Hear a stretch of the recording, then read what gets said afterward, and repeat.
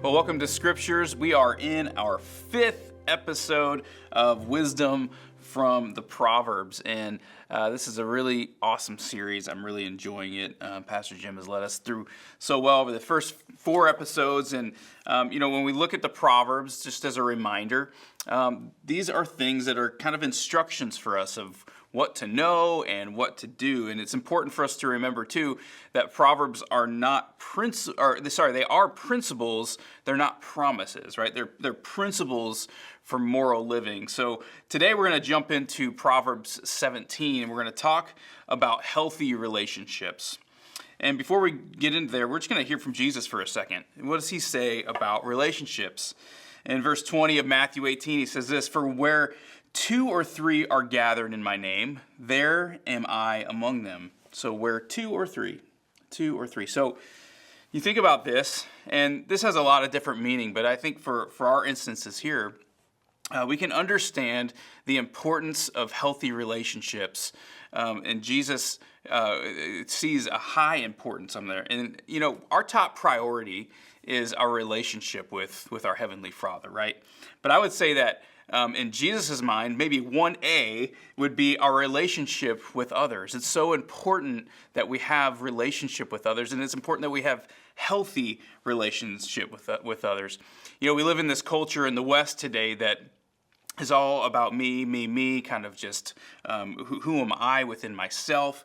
But some cultures, a lot of cultures around the world actually believe you are only a human when you are with other humans. So I think it's a really interesting thing for us and a check for us as Christians here in America to say, no, healthy relationships are so important. So let's jump into Proverbs 17, verse 1. It says this, "Better a dry crust with peace and quiet than a house full of feasting with strife." So I want to focus on this word peace for a moment. Because we do a lot of things in our life to pursue peace, right? We want peace really at all costs. And the problem is, especially for us in the West, is we're generally looking to the wrong places for peace, right? Like where we were looking for. We're looking for successful careers. We're looking to be able to take the great vacations and have all the nice stuff because we think it will give us some semblance of peace and stability. But then we realize that just the act of striving for those things actually kind of gives us the reverse effect and makes us live in strife. And so this is what this is saying. Better a dry crust, better just a piece of dry bread at the table with peace than a house full of just feasting with all this food at the table. But you're sitting there and you're in strife. You're at odds with others. So this is talking about just the importance of healthy relationships at all costs. So that if relationships are so important and healthy relationships are so important, how do we then foster these healthy relationships? And I'm going to do some alliteration today. We got 3 points. 3 points that we're gonna give you for fostering healthy relationships. And I'm just going to give them to you right now, and then we're going to look at what Proverbs 17 says about it. It says pursue love. We're going to talk about pursuing love. We're going to talk about prioritizing integrity. And thirdly, we're going to talk about practicing restraint. Okay, so let's jump in here. Pursue love. 1 Peter 4, verse 8 says, "Above all, love each other deeply." Because what? Love covers over a multitude of sins. Love covers over a multitude of sins. Love is so important to our relationships. Just right before I came up to record this, I met with a friend that just did one of the most amazing things for me and my family that I've ever experienced in my life. And it was just pure love in his heart to extend to us. And what that does to a relationship and what that does to a person is so amazing. I'm experiencing it right now sitting here with you. And verse 9 says this, "Whoever would foster," there's that word love again, "covers over an offense. But whoever repeats the matter separates close friends." Whoever would foster love covers an offense, but whoever repeats the matter separates close friends. You see, we are we're a broken people, so we often find ourselves in conflict with others, right? There's always, we see things differently on different sides. And so what I try to do, my wife and I talk about this a lot, when we're in conflict with one another, we use this statement. We just say, pour love on it. Pour love on it at all costs. Just love the person. Pour love on the situation. I have a friend that talks about the opposite of gossip is ungossip. So instead of talking to somebody about some negative things about somebody else, throw love on them. Say all the positive things that you can about that person, because pursuing love allows us to be in healthy relationships with others. Because what does love do? Love changes our heart. God is love, right? Love changes our perspectives, and ultimately it humanizes everyone we come in contact with. So pursue love. In verse 17, a friend, again, loves at all times, and a brother is born for a time of adversity. You see, friends love when it's inconvenient, right? They show up through joy, they show up through struggle, they show up through loss, they show up all of the time. And so this is how we show love to our friends and to our family. And this includes times of conflict with one another. Because you know what? It's hard. I think the closer we get to somebody, sometimes it's actually the hardest to show love to that person, because as it says, familiarity breeds contempt, right? And so we have to actually work harder for those that we love more and are closer to. We have to work harder with, and then we show up for one another in adversity when things are going wrong in somebody's life. We show up and we show love. So we pursue love at all costs. And secondly, we're gonna prioritize integrity.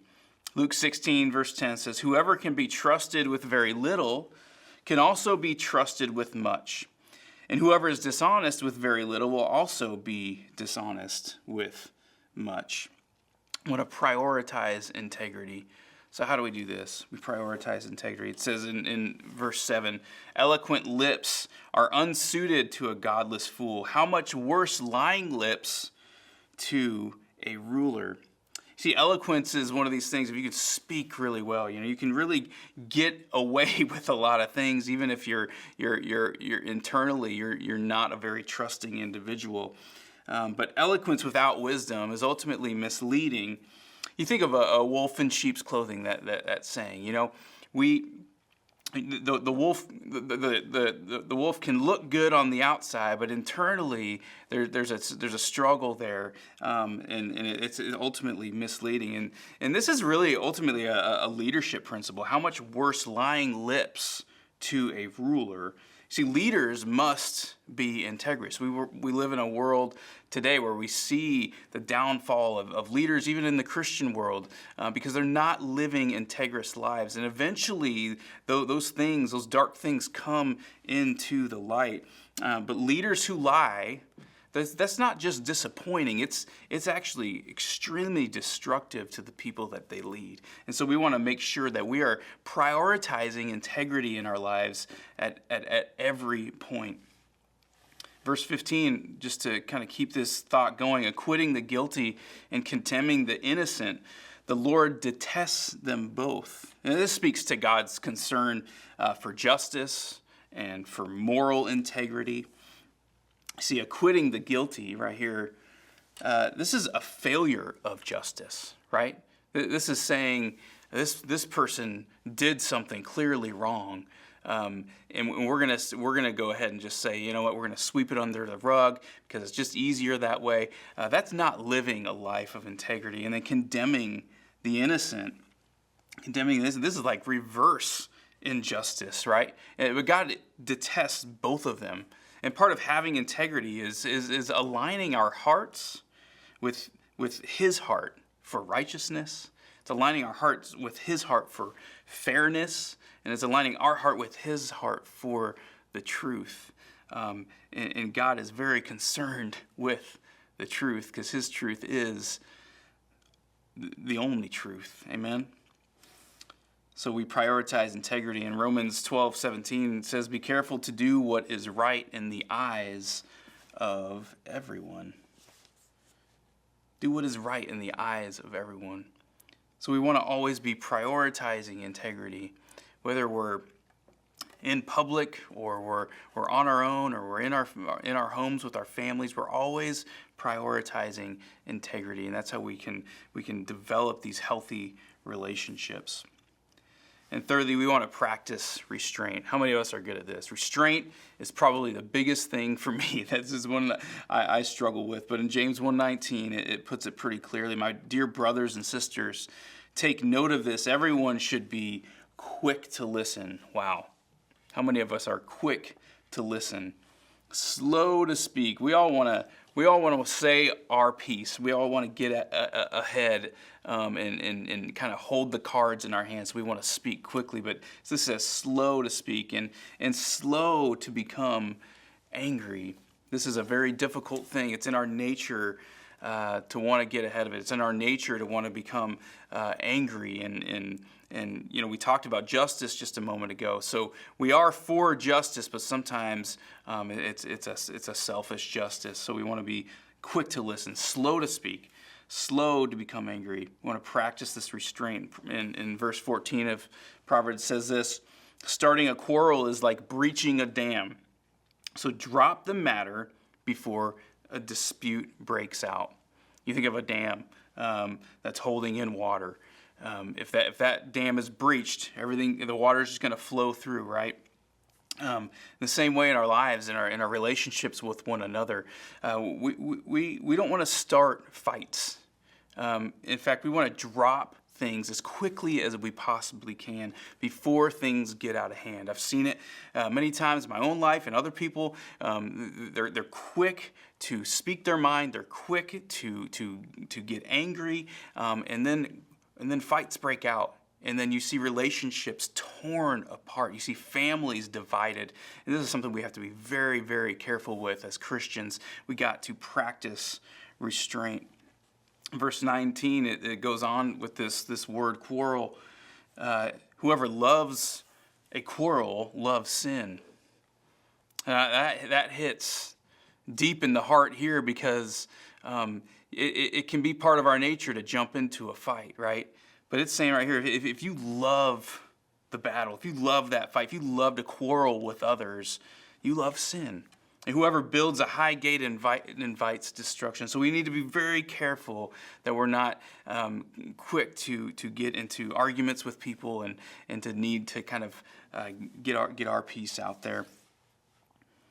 It says in the last two verses of Proverbs 17, 27 through 28, the one who has knowledge uses words with restraint.